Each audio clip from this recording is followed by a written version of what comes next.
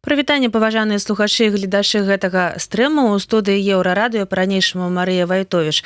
21 чэрвеня ў Мінску Александр Лукашенко сустрэўся з Кітам Келагам, спецыяльным прадстаўніком прэзідэнта Злучаных Штатаў Амерыкі Дональда Трампа.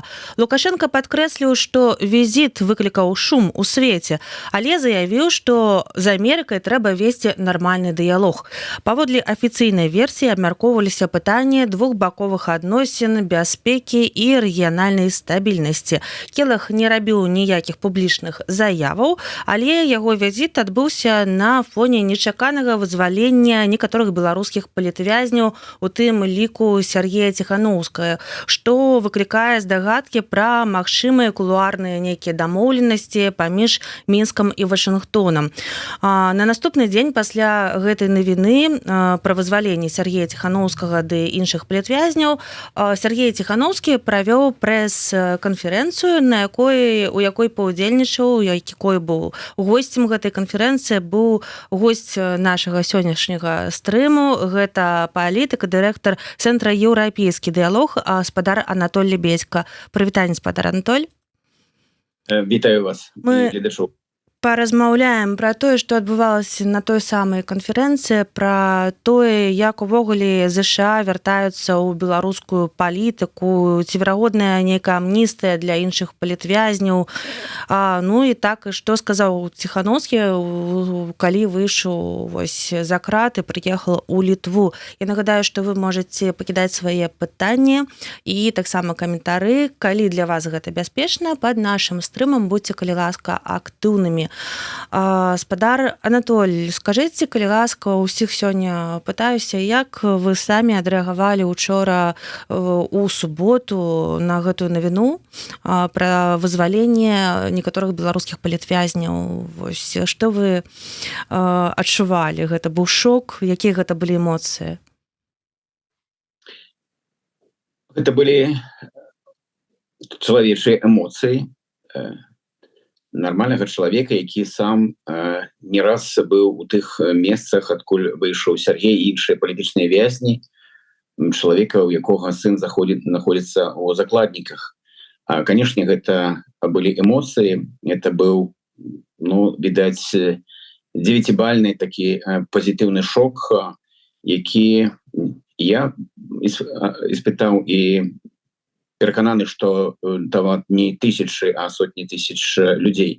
Нам не хапае пазітыўных навінаў у нашай інфармацыйнай стужцы. І, канешне, вызваленне людзей, вызваленне невінаватых людзей, вызваленне — гэта пазітыўная навіна, якая дае і надзею на тое, што гэта не апошняе вызваленне. А вы ведалі, што будзе такое вызваленне, ведалі пра суботу загадзя, ці для вас гэта таксама быў шок? Былі чаканні, што будуць вызвалены палітычныя вязні. І гэтыя чаканні ў мяне былі з нашай паездкі ў Вашынгтон у траўні бягучага года. Але калі хто, то, натуральна, такой інфармацыяй ніхто з беларусаў не валодаў. Так працуе Америка, так працуе вызваленне. Таму нас інфармавалі, што ўвесь гэты час ідзе праца крапатлівая па тым, каб вызваліць людзей. Але як і хто, гэта была інтрыга да самага апошняга часу. Можаце трошкі распавесці пра гэтую сустрэчу ў Вашынгтоне, калі вы там былі, што там адбывалася, як беларускія дэмакратычныя палітыкі прабівалі пытанні за мяжой? Видите, я это называю молитвой Ціханаўскай. На кожнай сустрэчы, падкрэсліваю, на кожнай сустрэчы яна гаворыць пра палітвязняў. Мяняюцца прозвішчы, мяняецца даўжыня гэтых выступаў, але заўсёды гэта тэма прысутнічае. А гэта сустрэчы розныя, але гэта важныя сустрэчы, таму што на іх фармуецца беларуская павестка дня, на іх выпрацоўваюцца прыярытэты, таму гэта важна. Я хочу сказаць, што на вызваленне беларусаў працуюць сотні тысяч людзей. Вот тыя, хто нешта робяць, хоць кожны дзень, пост, сустрэча, акцыя, падтрымка маральная, фінансавая, гэта ўсё ёсць цаглінкі, з якіх вызвалення і з'яўляецца. Тут нельга сказаць, што нехта ёсць вот канкрэтна, каму тут належнее монополия. Я говорю про белорусов, потому что в самом факте вызволения, но натурально, что решающую роль сыграў Трамп, яго наяўнасць палітычнай волі і тое, што працавалі яго людзі. Тут вызвалялі амерыканцы. Але падкрэсліваю, гэта б не адбылося, калі б мы былі абыякавыя, каб мы былі раўнадушныя. Таму вось неабыякаваць это вельмі важна зараз, і гэта важна падтрымоўваць. Вяртаючыся да сустрэчы ў Вашынгтоне, яна была ў першую чаргу важная тым, каб зразумець, што за зачыненымі дзвярыма. Таму што новая адміністрацыя Трампа гэта палітыка, з якой раней не сутыкаўся ніхто. Не толькі мы, беларусы, але тут і еўрапейцы ў пэўным сэнсе ў нейкім шоку. І яны таксама там мы сустракалі вялікую колькасць дэлегацый там з розных краінаў, з якімі перасякаліся там у карыдорах Кангрэса США ці у дзярждэпартаменце. Так што тут мы ў агульным трендзе зразумець, якія могуць быць цікавасці у адміністрацыі да Беларусі, што іх можна зацікавіць. Таму што палітвязні гэта вельмі балючая праблема, але гэта не ўвесь спектр. Нам вельмі важна зараз думаць, як зрабіць, каб Беларусь была на радарах Вашынгтона, у першую чаргу адміністрацыі. Сяброў, знаёмых у Вашынгтоне у нас шмат. Асабліва там сярод дэмакратаў, якія ёсць сярод часткі рэспубліканскай партыі, але важна зразумець, як працаваць з тымі людзьмі, якія прымаюць рашэнні, от як гэта рашэнне, якое было прынята зараз і выйшлі на волю людзі. Таму пасля гэтай паездкі ў нас ёсць насамрэч лепшае разуменне, і мы разумеем, што нельга у Вашынгтоне працаваць так, як, напрыклад, у Брюсселі, Берліне ці Парыжы. Калі раней у нас быў адзін такі еўраатлантычны трэк, то зараз яны розныя. І стратэгія працы з Вашынгтонам, яна істотна адрозніваецца ад нашай працы з Брюсселем. Гэта дадатковыя выклікі, але гэта і пэўныя магчымасці. Таму мы приехали адтуль з кантактамі, камунікацыяй. Прывяду такі дробязь. Я таксама не магу ўсё паглыбляцца, але вось сустрэча з сенатарам, які вельмі блізкі да Трампа. І, канешне, мы там выкладаем свае аргументы, гаворым пра палітвязняў, пра ситуацию в Беларуси, про незалежность.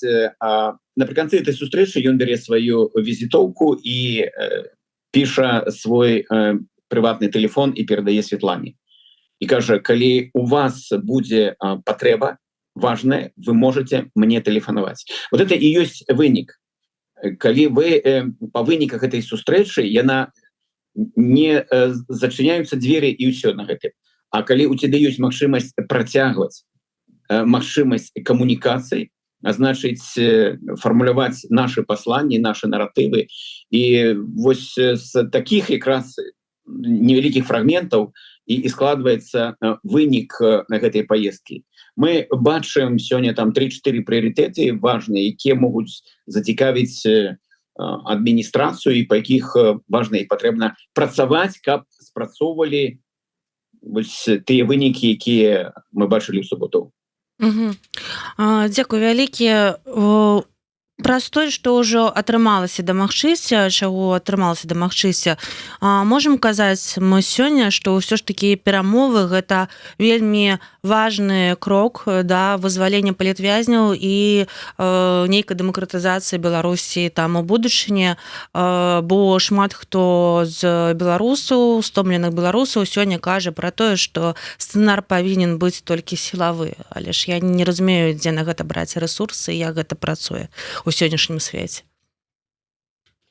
Калі мы говорим про абсолютно конкретную проблему, якая закранае 1100 з нечым признаных палітвязняў, насамрэч іх больш, то я прапанаваў бы вот гэтую праблему аддзяліць ад усяго і паставіць яе асобна і сфармуляваць тут план дзеянняў, што можна і патрэбна рабіць.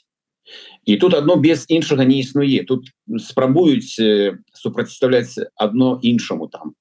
санкцыі, дыпламатычны падыход, але прабачце, гэта немагчыма, вот это штучнае раз'яднанне, потому что не было б санкцый, а не было б слабых месцаў у рэжыма, і не было б у іх цікавасці, ну, амаль не было б цікавасці для таго, каб нешта на нешта мяняць. Вось наяўнасць санкцый на сённяшні дзень, у мяне да іх таксама вельмі сваё спецыфічнае стаўленне, але не пра гэта зараз размова. Але іх наяўнасць гэта дае магчымасць, каб рабіць і ціск, і прапановы для беларускага рэжыму, потому что мэта адна вызваліць гэтых людзей. Таму я б тут выкарыстоўваў усе механізмы для таго, каб не толькі вызваляць людзей, але остановіць махавік рэпрэсій. Бо калі гэта не паўтараць увесь час, калі гэта не спалучаць, то, ну, умоўна кажучы, 14 нараў вызваліліся ў турмах, але ж на парозе стаяць ужо 14 прэтэндэнтаў, гэта будзе бясконца. Таму вельмі важна вот з нашымі партнёрамі якраз сказаць, што першая прычына гэта якраз палітычна матываваныя рэпрэсіі. Рэпрэсіі, па выніках якіх людзі невінаватыя трапляюць у турмы. Вот гэта галоўнае. А другі пункт, вызваляем людзей, вызваляем тых, хто ў турмах. Я абсалютна перакананы, што там, хто праходзіць па так званых экстрэмісцкіх артыкулах, няма ніводнага, за якім была б нейкая віна. Любы суд любой еўрапейскай краіны прыняў бы рашэнне вельмі хуткае, што гэтыя людзі не вінаватыя, іх трэба вызваляць і рэабілітаваць. Вось чарговыя некалькі чалавек выйшлі на волю, гэта ўжо больш, чым нікога ці нічога. Як вы ацэньваеце самі значэнне сустрэчы Лукашэнкі з Кітам Келагам для Беларусі? На жаль, трэба сказаць, што на палітычных радарах Амерыкі Беларусі няма. Это трэба прызнаць. І гэта вынік якраз таго, што рабіў Лукашенко ўвесь гэты час. Ён вёў сябе абсалютна як васал Пуціна, і страчвалася суб'ектнасць Беларусі краіны. І Келах усё ж такі, прызнаем, ён прыехаў не вызваляць беларускіх палітвязняў. У яго ў павестцы дня іншыя былі пытанні, яны проста звязаны з вайной. А вызваленне палітвязняў гэта ўжо як дадатковы пунктик. Дадатковы, так, для нас ён, канешне, першы, але для адміністрацыі Трампа ён, канешне ж, не першы. Тут трэба казаць, што усе бакі крыху альбо не дагаварваюць, альбо крыху лукавяць, бо у кожнага ёсць свае інтарэсы. Ну, натуральна, што Лукашенко надзімае шчокі і хоча прадаць сябе Трампу, ну, мінімум, як паштальён. Таго чалавека, які можа даносіць нейкія пасланні да Пуціна. І гэта праўда, бо Пуцін зараз знаходзіцца, так скажам, у самаізаляцыі, і далёка не кожны можа да яго там дайсці, сустрэцца і так далей. У Лукашэнкі такая магчымасць ёсць. Я думаю, што ён гэта прадае якраз амерыканцам. А Трамп вельмі практычна глядзіць на сітуацыю, яму трэба вырашаць пытанне вайны. І калі ёсць такі нейкі дадатковы канал сувязі, ён яго будзе абавязкова выкарыстоўваць. Гэта раз. Ну і другое, тут для Лукашэнкі вельмі важна яго асабістае эго. Для яго трэба вярнуць суб'ектнасць альбо адчуванне таго, што ён вярнуў гэтую суб'ектнасць. Чаму гэта патрэбна? Ну, па-першае, ён застаецца ў канфлікце з большасцю беларусаў. Яму нешта трэба прад'явіць тое, што, ну, нейкая частка грамадства скажа, ну, гэта важна, стасункі з Амерыкай, і гэта праўда сапраўды. А па-другое, яму трэба цэментаваць яго ваенна-чыноўнічую вертыкаль. Бо многія чыноўнікі таксама ўласне сустракаючыся ўсё-такі падціскаюцца плячыма. Ну, якая это міжнародная палітыка, калі мы толькі ездзім там на афрыканскі кантынент, ды калі-нікалі ў Кітай. І ім трэба вот таксама кінуць нейкі кавалак, каб яны там перажоўвалі, і гэта патрэбна. Таму тут яго асабістае эга, суб'ектнасць, вось яго мэт, яго задачы. І, канешне, ён уклаўся, інвеставаў у тое, каб продать нешта тым, хто першыя прыехаў, там Сміту, потым намесніку Келага, каб яны падвышалі ўвесь час узровень таго, хто можа прыехаць. Пакуль гэта ўсё такая абвёртка больш прапагандысцкая. І адчуванне, што тут не ўсё зразумела, якраз інтэрв'ю Церцеля, калі ён першую частку гаварыў, якія яны добрыя, гуманітарны трэк, як мы думаем пра ўз'яднанне сем'яў, а потым бабахнуў тое, што ў іх у галаве. Ну, калі вы не зменіце палітыку наших суседзей, не последуеце нейкім пазітыўным зменам у палітыцы да нас, то там будзе страшна ўсім. То бок гэта ўжо адкрыты такі шантаж. Ну і калі ўжо заканчваць вот эту тэму пра цікавасць, матывацыю, конечно, для амерыканцаў вызваленне палітычных вязняў гэта найменш затратны пункт по Беларусі, найменш затратны. Ну, колькі не ведаю, каштуе там топліва, ну, натуральна, што час рабочы Келага таксама дорага каштуе, але гэта не кошт бомбаў, якія, напрыклад, там скінутыя ў Іране на іх ядравыя аб'екты. Там, эфект атрымаў Трамп, натуральна. І бачым, што ён напісаў пост, і гэта было велізарнейшая падзея прэсавая канферэнцыя, якая зноў вярнула Беларусь у міжнародную повестку дня, не ў раздзел розныя, а ў галоўную повестку дня. Так, тэма палітвязня, дзякуючы шуму зрабіў не Келах, а шуму зрабіла вот эта якраз прэсавая канферэнцыя з удзелам Сергея Ціхановскага і іншых, таму што напісала неверагодная колькасць медыа пра гэта. Выказалася велічэзная колькасць палітыкаў, пачынаючы ад Трампа, прэм'ера Брытаніі і так далей. То бок вот зноў усе пачулі пра Беларусь, і гэта было файна. І я думаю, што гэта матывуе Трампа зрабіць яшчэ наступны крок. Зрабіць, падкрэсліваю, тут затраты нейкія рэсурсныя адносна невялікія, а эфект, вот, як яго разумее Трамп і яго атачэнне, яны ёсць, іх можна узяць у рукі. Да, як сказаў сам Сергей Ціхановскі падчас прэс-канферэнцыі, што Трамп можа сказаць адно слова, пасля якога усе палітвязні беларускія выйдуць на волю. Я заўважыла такі наратыў. Ну, было б... Вось вы, дарэчы, можаце уявіць, што гэта за слова? Я думаю, што метафора добрая, вобразная. Не думаю, что тут одного слова хопіць. Ну, в свой час можна узгадаць, Ельцин сказал, нехай вызваліць Шарамета, і Шарамета вызвалілі. Ну, так, сапраўды, у Трампа ёсць моцны ресурс, але я б сказаў яшчэ і пра пэўную такую архітэктуру больш складаную, тому што Лукашенко будзе зараз хацець нешта атрымаць узамен. Хутчэй за ўсё это будзе звязана з санкцыямі. Але тут не ўсё так проста, тому што ёсць амерыканскія санкцыі, а ёсць еўрапейскія. Яны таксама вельмі адчувальны. І пакуль мы бачым, што тут якраз рознае стаўленне да гэтага, якое ёсць у Вашынгтоне і ў Брусэлі. Еўрапейцы якраз робяць заявы, што пакуль яны не бачаць падстаў, каб здымаць те ж самыя санкцыі. Еўрапейцы якраз гавораць, што трэба вызваляць усіх і останавливать репрессии. Тому гэта зойме нейкі пэўны час.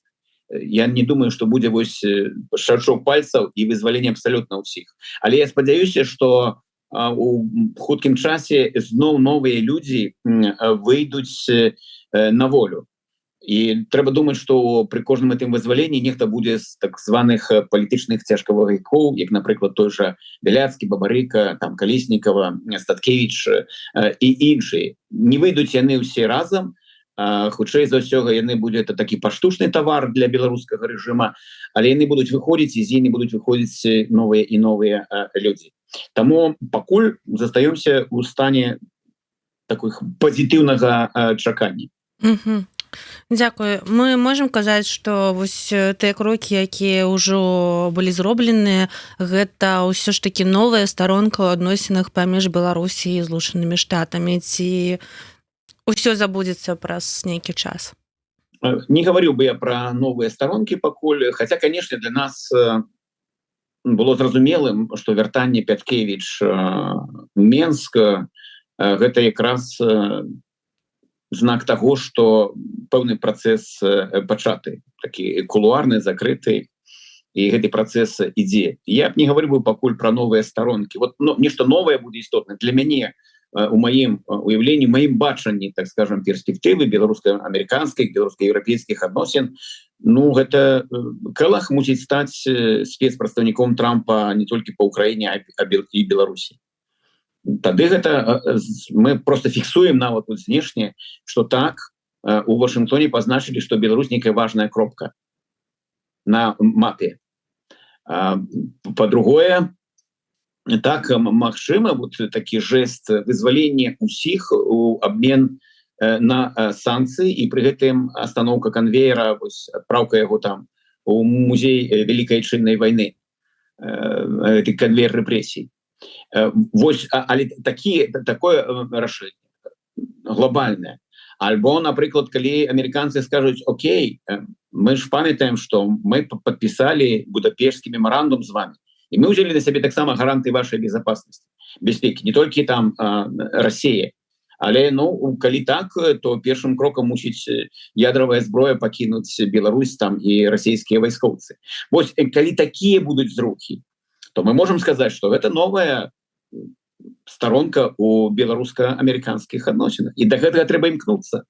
И для гэтага патрэбна ствараць свое лобби, матываваць это лобби на працу по Беларусі у Вашингтоне. Для гэтага патрэбна разумець, што хоча адміністрацыя.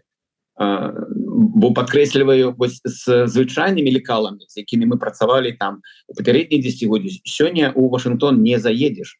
Ты просто провальны будет для цябе. Таму я думаю, что вот тое, что зараз робіць Святлана Тихановская, яе команда, яно правильное. Колькі дасць яно вынікі канчаткова, покажа час, тому что шмат выклікаў, але сам трек ён абсолютно правильный. Трэба працаваць з американцами по их повестке дня, с европейцами по их повестке дня, и иметь и особные там стосунки с особными уплывовыми краінами, например, Канада, теж ці Британія. Спадар Анатоль, дзякуем вялікі за гэтыя адказы. Давайте вернемся да прэс-канферэнцыі з Сергеем Тихановскім. Калі шчыра, калі я і глядзела на тое, як там адказвае спадар Сергей на пытанне, так, на яго рэакцыі на ўсё, я была вельмі удзячна яму, што ён знайшоў сілы, час на тое, каб сустрэцца з людзьмі. Гэта былі такія першыя жывыя сапраўдныя эмоцыі, якіх, як па мне, нам сёння не хапае. І перш чым паразмаўляць пра тое, пра што шла гаворка, што вас больш за ўсё зачапіла, я хацела б паразмаўляць і пра вашы эмоцыі. Скажыце, калі ласка, як вы ішлі на гэтую канферэнцыю, якой была ваш шлях да яе, якія думкі былі ў галаве, ці хадзілі дрыжыкі нейкія па целе, і першая сустрэчы, калі вы яго пабачылі, можаце яго апісаць таксама? Я не шоў, я бег на сустрэчу, это правда. По дарозе яшчэ запісаў вельмі каротенькі стрым об актуальным за хвіліну, і якраз гаварыў, чаму, моя версія, чаму там вызвалі Сергея Тихановскага. Калі ён плакаў, у мяне былі вільготныя вочы. І я яго вельмі добра разумею, як ніхто. Бо насамрэч у сацыяльных сетках можна сустрэць там некалькі такіх крытычных заўваг. Маўляў, трэба было іх адправіць на некае псіхалагічнае аздараўленне да псіхатэрапеўта, а потым выпускаць, што я лічу абсалютна неправільным. Это было іх па-першае рашэнне. Это яны прымалі гэтае рашэнне. І яны зрабілі велізарную справу, я про гэта ўжо гаварыў, яны інвеставалі ў тое, каб вярнуць гэтае пытанне балючае палітвязняў Беларусі ў міжнародную повестку дня. Ніхто б з нас так гэта не зрабіў. Што б мы там не гаварылі, як бы мы гэта не заяўлялі, толькі яны маглі.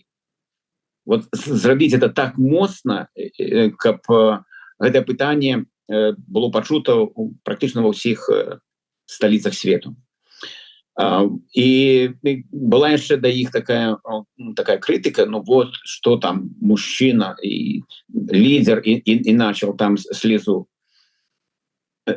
ведаеце, Сергей Тихановский 5 гадоў не плакаў, калі з яго гэтыя слёзы дабіваліся вот гэтыя карнікі у СІЗА, потым у турмах. Яны хацелі бачыць Тихановскага, які плача, каб потым пусціць на тэлевізіі. Вось гэта была б іх перамога, а ён мог просто прыйсці паплакаць пасля 5 гадоў таго, што ён перажыў.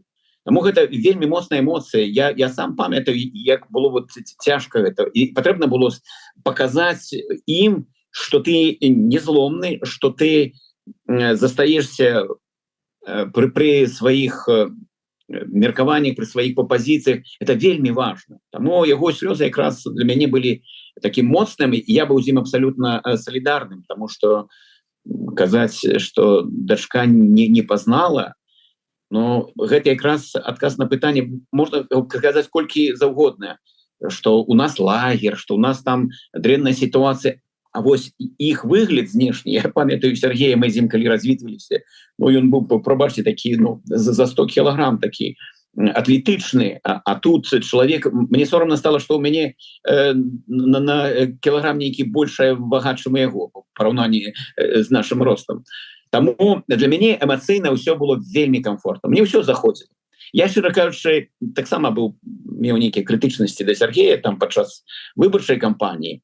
І гэта кампанія для мяне, я чытаў, што многія, вот ведаеце, ён нават змяніў вот падчас гэтай прэсавай канферэнцыі тое, што я пра яго думаў. У мяне таксама я заўважыў, што ў мяне нешта шчоўкнула ў галаве. А сама сустрэча, конечно, была цёплая. Мы абняліся, ён першае, што сказаў, я, говорит, 5 гадоў нікога не абдымаў. А што вы адчулі, калі вы з ім паабдымаліся? Ну, яго рукі дрыжалі. Яго реально вот было жаданне абдымаць людзей. Мне ўжо у галаву зрабіць такую акцыю, а просто абдымацца. Вот паставіць тых палітвязняў, і каб хто хоча, просто прыйшлі і абняліся. Я думаю, энергетыку, я сам адчуў, што рукі дрыжаць, яны моцныя. Адчувалася, што для яго это реально такая теплыня. Это было настолько все шчыра, настолько все было по-чалавечаму, что было круто. Плюс яшчэ мне распавёў, падрабязнасці мы дамовіліся ўжо падчас кавы, але ён сказаў, што мы з ім, як апошняя наша была сустрэча, я быў у Гомелі, мы зрабілі з ім запіс, ён запрасіў якраз у эфір да сябе, і я ему падпісаў сваю кнігу «108 дзён у застенках КДБ». І пасля гэта ў мяне Сергей пытае, вот скажите, вы такі больш дасведчаны там у палітыцы чалавек, я толькі пачынаючы, тут мяне з усіх бакоў просяць, каб я прыняў удзел у выбарах прэзідэнцкіх. А якая ваша парада? Я крышку быў так не падрыхтаваны да гэта, ведаеш, вот я табе кнігу якраз перадаю, ты пачытай, і калі ты гатовы праз гэта ўсё прайсці, то ты маральна-псіхалагічна гатовы. Ён мне толькі паведаміў, говорит, гэта кніга была са мной весь час, то бок яна там недзе сядзела з ім, але калі ён выходзіў, яе забралі, ён пра гэтым, так сказаўшы, шкадаваннем, таму раскажа яшчэ падрабязнасці, я до конца ўсё не ведаю.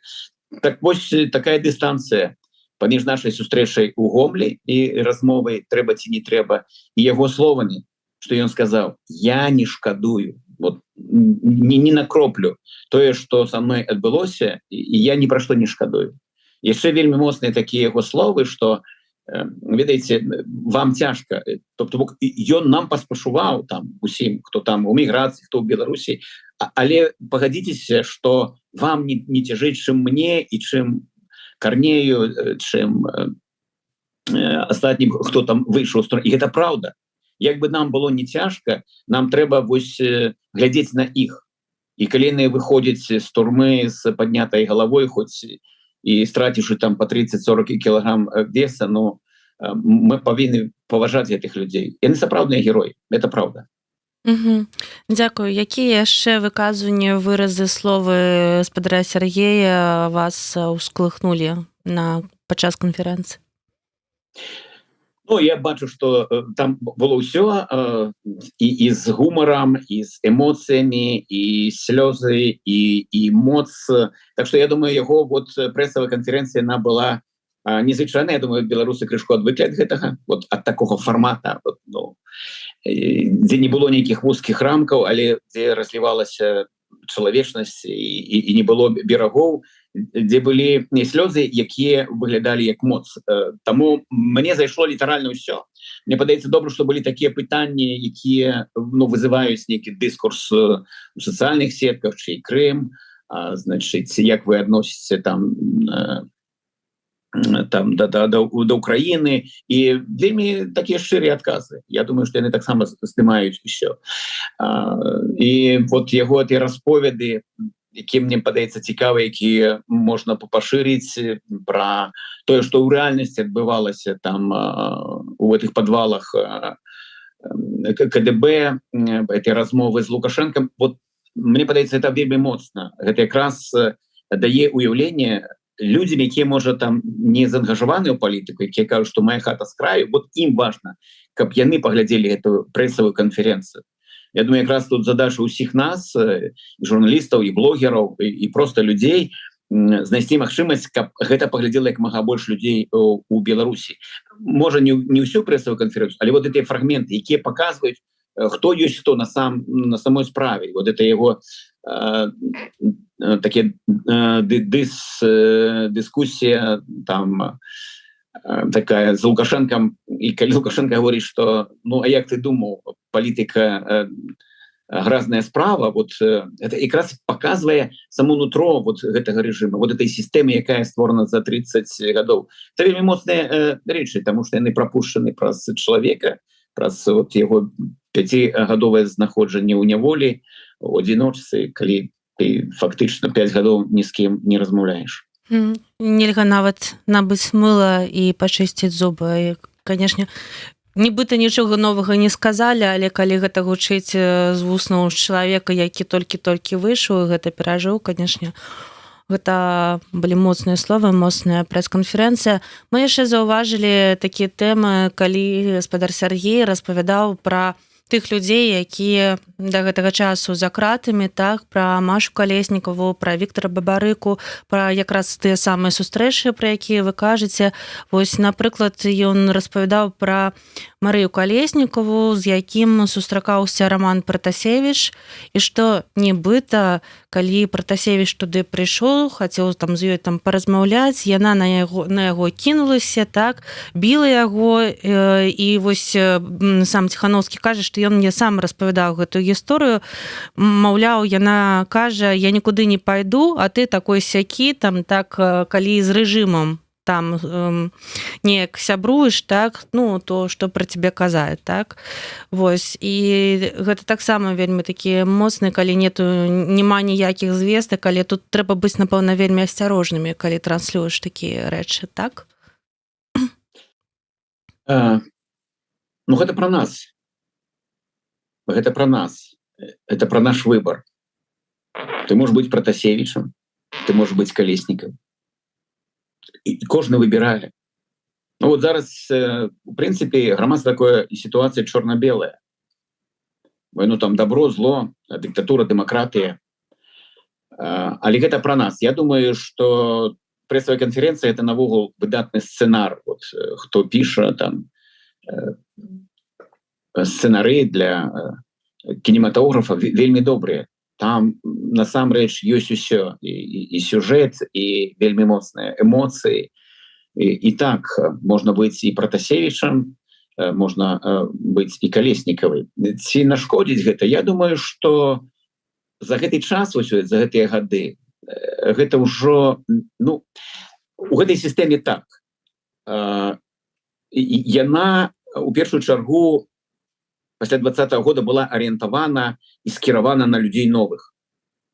Бо, умоўна кажучы, з тымі людзьмі, хто там 10 ці 20 год у палітыцы, там усё зразумела. Там усё зразумела. І, умоўна кажучы, там Статкевіч, там Козлоў, Северенец, ну, які сэнс там нешта з імі придумаць? Яны ўжо прайшлі праз усё. А вот новые люди, якія приходят, вот на іх якраз і пробірваліся все вот эта методика сталінская. Ці так. І яны глядзелі, што можна з чалавека зрабіць. Таму таму Маша Калеснікова, яна ўжо прайшла гэтыя стадыі. Ёй ўжо ўсё зразумела. Калі яна рвала пашпарт, магчыма, там бы стаялі пытанні, можа, это эмоцыя, можа, это што. А зараз, калі мы атрымоўваем такія факты з вуснаў Сергея Ціхановскага, як яна паводзіць сябе і паводзіла там, калі прыйшлі і нешта прапановалі, то гэта можна сказаць, што гэта ўжо не выпадковасць.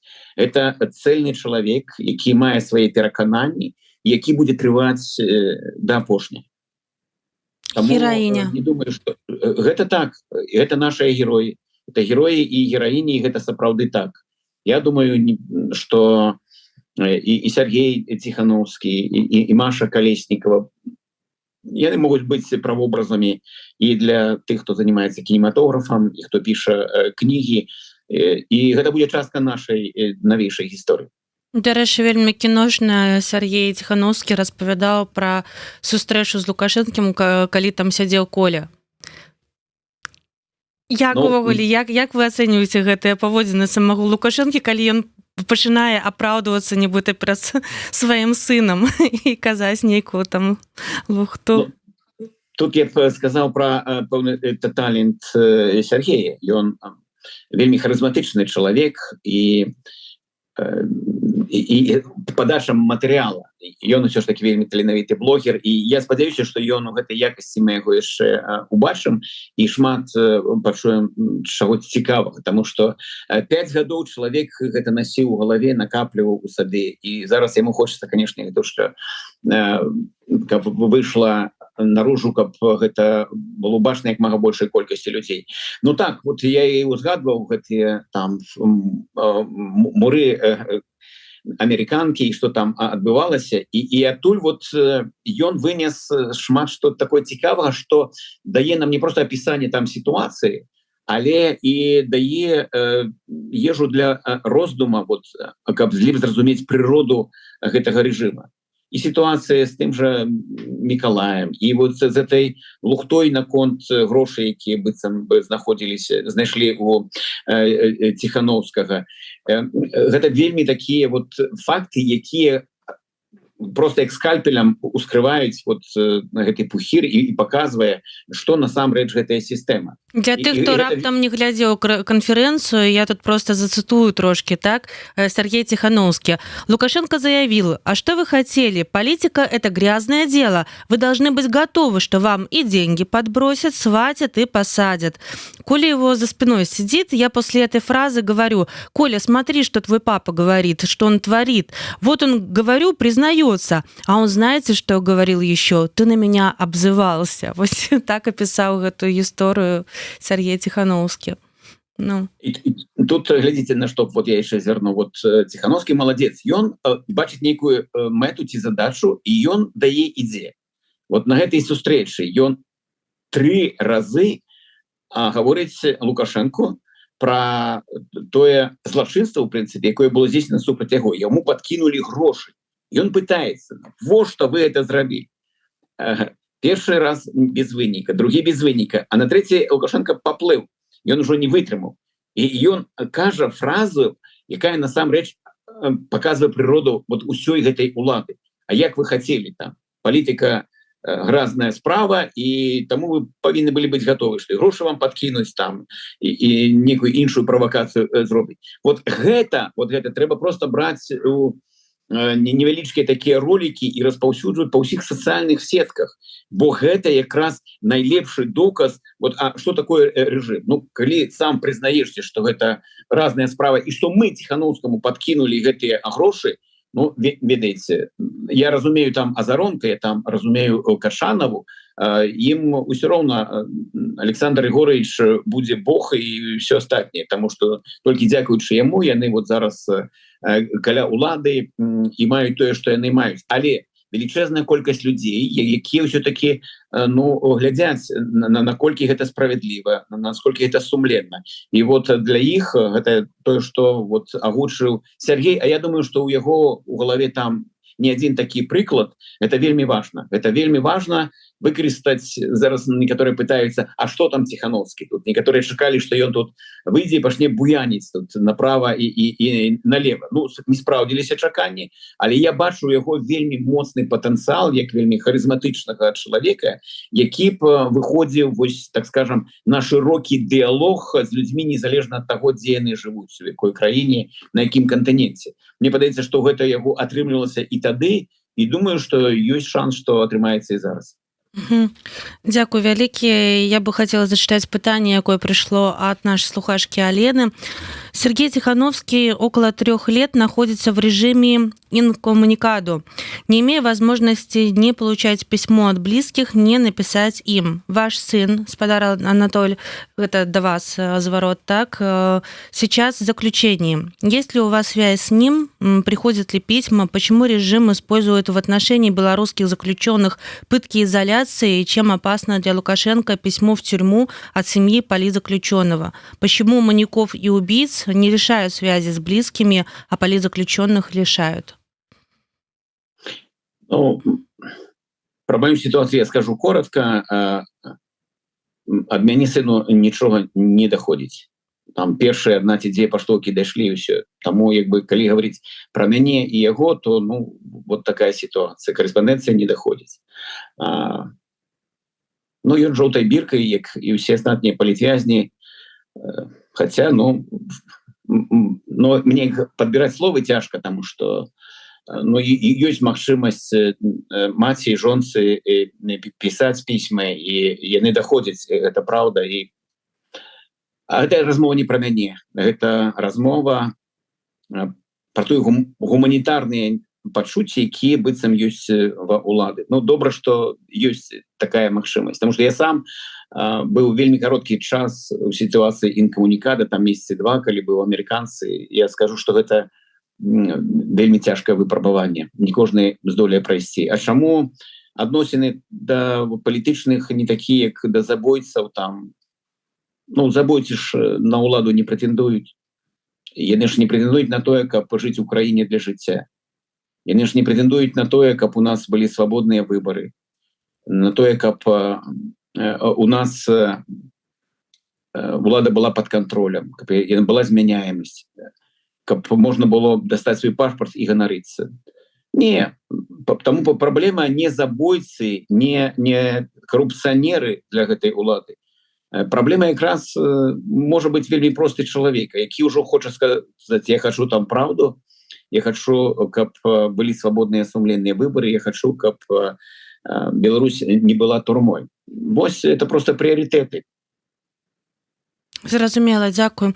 І яшчэ пытанне вось з прэс-канферэнцыі зноў жа. Ціхановскі азначыў, што ўмовы яго ўтрымання трохі палепшыліся пасля смерці расійскага апазіцыянера Алексея Навальнага ў лютым 24 года ў калоніі. Калі памёр Алексей Навальны, я падумаў, што відаць хутка і я. А потым нешта змянілася. Было ясна, што нехта наверсе сказаў: зрабіце так, каб ён тут не памёр. Нам гэтая праблема не патрэбная. Проста стала крыху мякчэй. У нейкі момант прагучала: Ціхановскага трэба пакінуць у жывых, а не забіваць. Вось лічыць блогер. Як магло быць, ну, вось суадносіны паміж смерцю Навальнага, так, і умовамі у беларускіх турмах?